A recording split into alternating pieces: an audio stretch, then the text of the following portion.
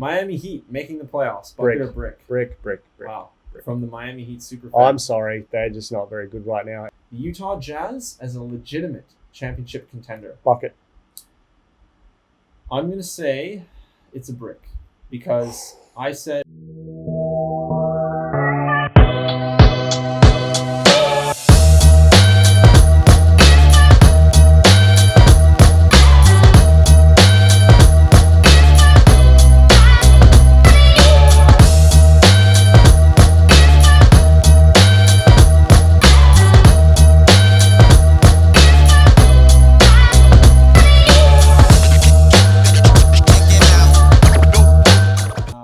segment here. I've called it bucket or brick.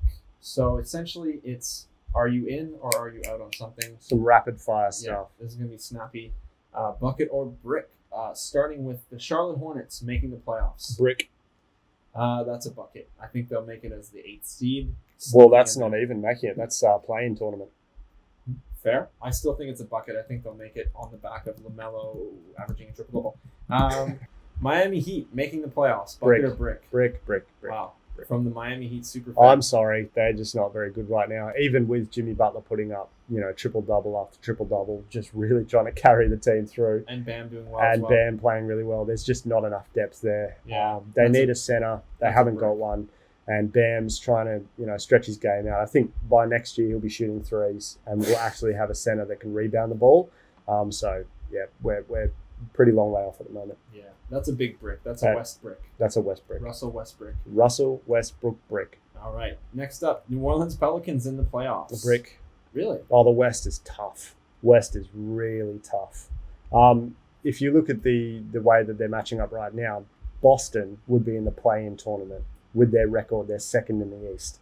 Out West, they'd be in the play-in tournament. True. Yeah. It's a tough conference. It's hard out here for the Western Conference teams. I'll say that's a brick as well. I think they'll lose in the play-in tournament. Yeah. Derrick Rose on the Knicks.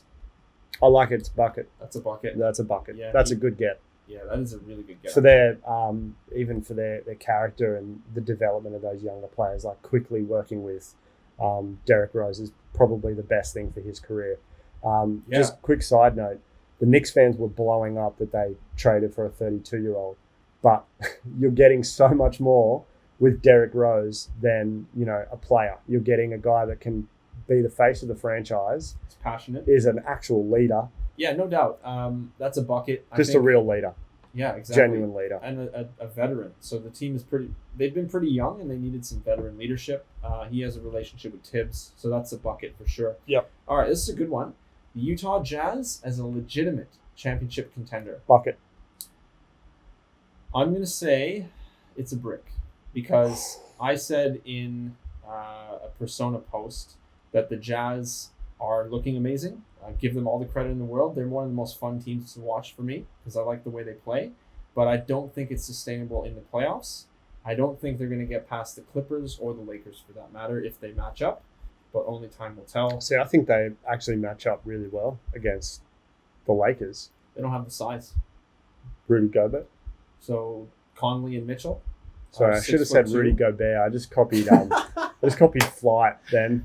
His influence knows Rudy no bounds. Gobert? He knows no bounds. Who's Rudy Gobert? Look at Curry, man. Yeah, Rudy Gobert is one of the best defenders in the league, if not, the best paint defender in the league. So he'll do a very, very good job on Anthony Davis. And then your LeBron closer is our man Jingles. Wow. We don't overrate Joe Ingles one bit on this. Nah, mate. He's an elite one-on-one defender. Our man Size, Jingles. Strength, confidence. Plus, not to mention, he's actually really clutch in the playoffs. And the past will prove that. He's one of the best playoff performers in the league. I can see them matching up really well against the Clippers as well. So I want to see the matchup. I just don't think they're a legit championship contender. That's where because they'll kill them on the boards. They will absolutely kill the Clippers on the boards. We'll see. That the Clippers play physical basketball, and in the playoffs things slow down. I would definitely give the edge to the Clippers or the Lakers. And Donovan Mitchell's elite. He is. He is. I would give 100%. He's elite. So for everyone saying they don't have an elite player on their roster, I would argue that they have two. Who said that? Shaq? Of course. There's plenty of people saying they don't deserve to be there. Plenty. Just jump on Twitter.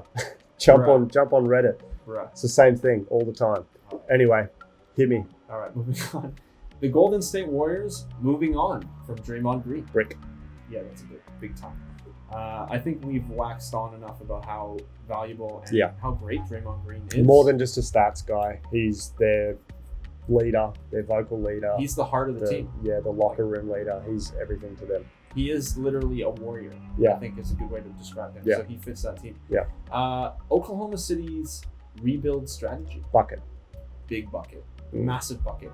I was a little bit skeptical of getting 1 million draft picks because draft picks are, by definition, just kind of an unknown. But they actually have a good team still. But they have a competitive team and they have a good culture right now because they have SGA and Lou Dort in the backcourt and Al Horford. And Al Horford leading legitimate in the front leader. court. Just absolutely. I like Darius Baisley out of nowhere. Didn't know I liked him until I watched him play. Hamidou Diallo is one of the better defenders in the league. When he's not goaltending shots, he's awesome. That one. It's going to be on his resume forever, unfortunately. It'll be in like 1% font at the bottom, but it's on the resume. But yeah, definitely a bucket for the OKC team. Bradley Beal, quote, taking himself off the trade market. That's a brick. That's a brick as well. I like his I don't know what the word is. I like his loyalty. It's becoming increasingly rare. I don't think you're going to see too many players going forward that actually retire with the team that drafted them. Yeah. Lillard, Curry, Thompson, and maybe Draymond Green come to mind. Giannis. Maybe Giannis. But beyond that, it's hard to see anybody maybe Jokic, definitely staying with the team that drafted them. I think Beal has that sort of character that he does want to stick around, but it's a brick. He needs to go to a different franchise and breathe new life into his career. He wants to be there. That's half the battle. Half the battle is he wants to be there. But yeah, I mean, just come on. Yeah, that's a good It's point. time to move on. Half the battle is being there. The other half is a massive battle. And you could probably split the other half into 25%. Well, the problem is the franchise. The problem is the franchise. The problem is the franchise don't want to win. Anyway, that's enough about. They really upset me, Washington. All right, the Toronto Raptors staying competitive and not blowing it up. Brick. They should. You think they should blow it up? I think so. See, let me just interject before you get really upset with me. That's okay. I don't think that they should completely blow it up. I think by blowing it up would be just, giving the newer guys a face. Like, Fred VanVleet kind of needs to replace Kyle Lowry now. Okay. As their main backcourt scorer. Just rip the Band-Aid off and let him run the Exactly. show. And the same as in the front court, maybe Siakam is not the long-term answer up there. Like maybe Siakam is a serviceable second option. So if you can't bring someone in to assist Siakam, then maybe you move Siakam for a guy that you can hand the keys to. But yeah, look, that's a Toronto discussion.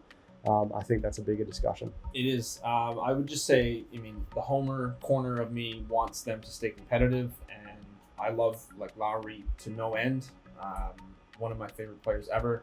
But moving on from him would be beneficial for the team. It's really hard for me to say that. Yeah. Because he's been the equivalent of Draymond Green. I agree. He's the heart and soul of the franchise. But I think there comes a point where you have to move on from those guys. It's tough. It is tough. But yeah, they just outgrow the franchise, or the franchise outgrows them. Look, they did it with DeRozan, and that was super controversial at the time. Different circumstances, different player in return. We don't know what's happening with Lowry. I think you were saying they haven't quite blown it up. You're right. They have basically kind of teetered the line of staying competitive and kind of trying to rebuild on the fly. Masai Ujiri is pretty good at balancing that, but it's reaching a tipping point. Yeah. They need to. I think it's a brick to stay competitive. I think they should probably just move on. But I like watching them play competitively. So who knows? I'm the same with the Heat, but I think it's kind of a balance where it gets to the point where you aren't really winning and you're also not really losing. You're breaking even, and then you end up in this strange situation where you're not getting a good draft pick. Actually, history's proven that the middle of the draft is arguably the most successful, pretty productive to pick up an elite player. So anyway, look, that's a bigger conversation, but yeah, I think Toronto need to start making some moves. Yeah, no doubt. I think they will too. And speaking of buckets, Lou Dort, Dark Horse MVP. No, Rick. Bucket. I think what bucket. I think Lou Dort should be in the running for Defensive Player of the Year, possibly Most Improved, based off his play. But yeah, I don't know about borderline MVP. I don't like the hate. I don't hate Lou Dort at all. No. Lou Dort locked up LeBron, just absolutely just put him in prison, just was on top of him all game. Pause. But he was just making him work. Pause. No, look, Lou Dort is probably going to be in the conversation for MVP in the next few seasons. Okay. This year, he's borderline dark horse. I mean, just watch him play. You'll know what I mean. He's brilliant. He really is. He's unbelievably physical, just super imposing. He is a weird size dude. Like, he is a brick Dort house. He really is. Well, how tall is he? 6'3"? He's 6'3" and like 230 pounds. Yeah.